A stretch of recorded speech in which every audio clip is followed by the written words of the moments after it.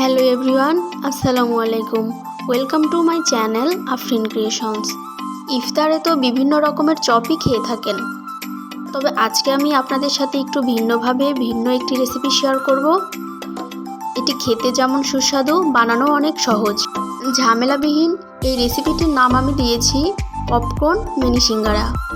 কথা না বাড়িয়ে চলুন ঝটপট করে রান্নাটা সেরে নিই। এখানে সিঙ্গারাগুলো বানানোর জন্য প্রথমে আমি কিছু মশলা অ্যাড করব। এই জন্য এখানে কয়েক পাঁচফোড়ন দিয়ে দিয়েছি। তো পাঁচফোড়নটি আমি সামান্য আগে ভেজে নিচ্ছি। এটি খুবই অল্প আঁচে ভাজতে হবে যেন মশলাগুলো পুড়ে না যায়।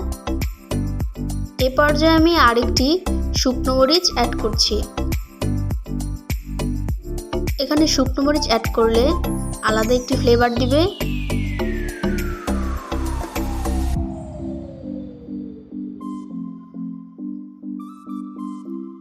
তো আমি এই সবগুলো ভেজে একটি গুঁড়ো করে নিব। এখানে আমি একটি বড় বাটি নিয়ে নিয়েছি, আর এখানে নিয়ে নিচ্ছে সিদ্ধ করা আলু। আমি আলুটি আগে থেকে সিদ্ধ করে রেখেছিলাম, এখন গ্রেটারের সাহায্যে ভালো করে গ্রেট করে নিব। এক্ষেত্রে আপনারা হাত দিয়েও ভালো করে ম্যাশ করে নিতে পারেন, তবে গ্রেটারের সাহায্যে করে নিলে অনেকটা স্মুথ হয় আর কোনো রকমের দানা বা গোটা থাকে না।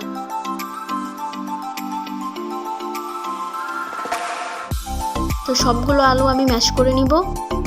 এখানে আমি আলু ম্যাশ করে নিয়েছি। এরপর এখানে দিয়ে দিচ্ছি হাফ চা চামচ হলুদ গুঁড়ো, স্বাদ মতো লবণ, হাফ চা চামচ গরম মশলার গুঁড়ো, আর আগে থেকে যে মশলাটা আমি ভেজে নিলাম সেই গুঁড়োটা দিয়ে দিচ্ছি, হাফ চা চামচ রসুন বাটা, হাফ চা চামচ আদা বাটা, আর সামান্য দিয়ে দিচ্ছি কাঁচামরিচ। এখানে ঝালটা আপনারা কমিয়ে বাড়িয়ে নিতে পারেন। তারপরে এখানে দিচ্ছি বেশ খানিকটা পেঁয়াজ কুচি, আর সবশেষে দিয়ে দিচ্ছি ধনিয়া কুচি।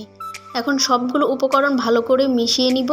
এখানে আমি হাত দিয়ে মিশিয়ে নিচ্ছি, আপনারা চাইলে চামচের সাহায্যে মিশিয়ে নিতে পারেন।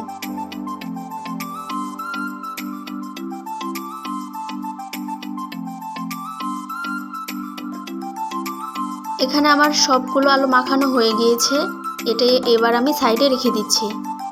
এখানে আগে থেকে আমি অল্প একটু ময়দা নিয়ে ভালো করে একটি ডো বানিয়ে রেখেছিলাম, আর এটি রেস্টে রেখে দিয়েছিলাম 20 মিনিটের জন্য। তো 20 মিনিট পর এখন দেখতে পাচ্ছেন কতটা সফট হয়েছে।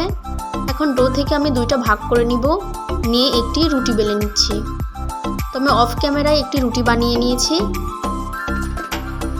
এখন এই রুটির উপরে আগে থেকে যে ভর্তাটা বানিয়ে রেখেছিলাম, অর্থাৎ যে ডোটা বানিয়ে রেখেছিলাম, সেটি আমি পাতলা করে দিয়ে দিচ্ছি।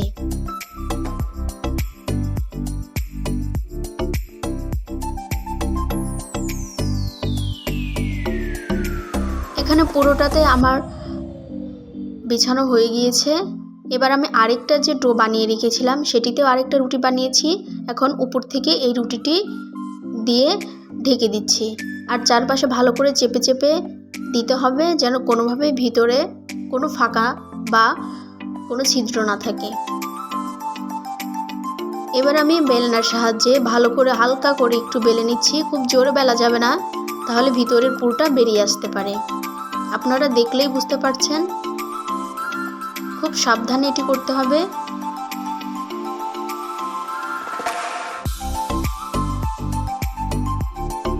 তো এখানে আমার বেলা হয়ে গিয়েছে, আমি চারপাশটা ভালো করে কেটে নিচ্ছি। এবার একটি চাকুর সাহায্যে এরকম একটি স্কেল নিয়েছি, তো স্কেল দিয়ে আমি চাকুর সাহায্যে ভালো করে কেটে নিচ্ছি। আপনারা আপনাদের পছন্দ মতো চিকন বা মোটা করে নিতে পারেন। আমি এখানে স্কেলটা ব্যবহার করেছি যেন সবগুলো একই সমান হয়। তো এক পাশে আমি এরকম করে কেটে নিয়েছি। এবার আমি অপর পাশটাও কেটে নিব, অর্থাৎ 4 কোণা বিশিষ্ট এইভাবে শেপ দিয়ে কেটে নিব।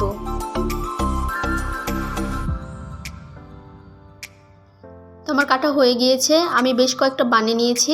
আপনাদের সুবিধার্থে আমি একটি বানিয়ে দেখাচ্ছি। আপনারা কোনাকুনি আমার ভিডিওটি ভালো করে একটু মনোযোগ দিয়ে দেখলে বুঝতে পারবেন। আমি কিন্তু এক পাশে ধরে আবার অপর পাশটা আরেক পাশটার সাথে জোড়া দিচ্ছি।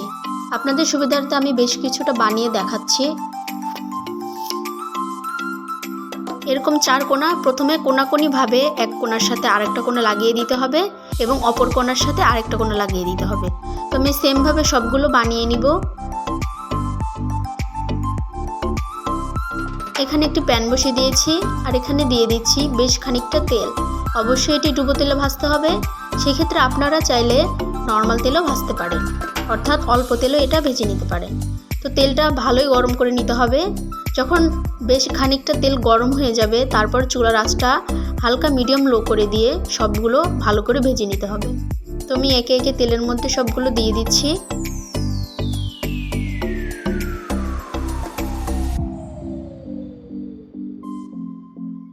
তো ইফতারে প্রতিদিন একঘেয়েমি বিভিন্ন চপ না তৈরি করে এরকমভাবে একদিন রেসিপিটি তৈরি করে কিন্তু চমকেও দিতে পারেন।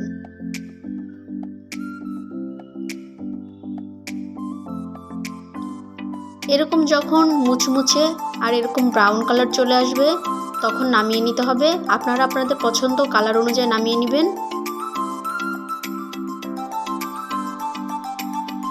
আপনারা দেখেই বুঝতে পারছেন কতটা মুচমুচে আর লোভনীয় লাগছে। তো আমি সেমভাবে বাকিগুলো তেলের মধ্যে ভেজে নিব। তো সেমভাবে বাকিগুলো দিয়ে দিচ্ছি একে একে।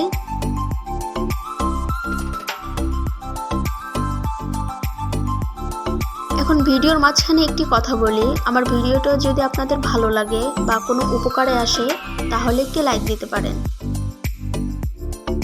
আর ভিডিওটি যদি ভালো লাগে অবশ্যই কারোর সাথে শেয়ার করতে পারেন। আর রেসিপিটি কেমন হয়েছে সেটিও জানাতে পারেন।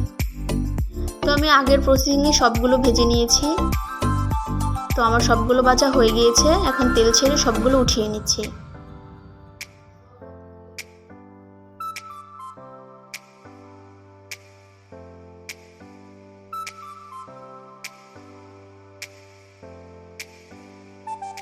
তো দেখতেই পাচ্ছেন কতটি লোভনীয় লাগছে আর বেশ মুচমুচেও হয়েছে। এটি সস দিয়ে খেতে বেশ ভালোই লাগে। আপনারা একবার হলেও ট্রাই করবেন। আর আমার ভিডিওটি কেমন লেগেছে অবশ্যই জানাবেন। আজকে এ পর্যন্তই। সবাই ভালো থাকবেন। আসসালামু আলাইকুম।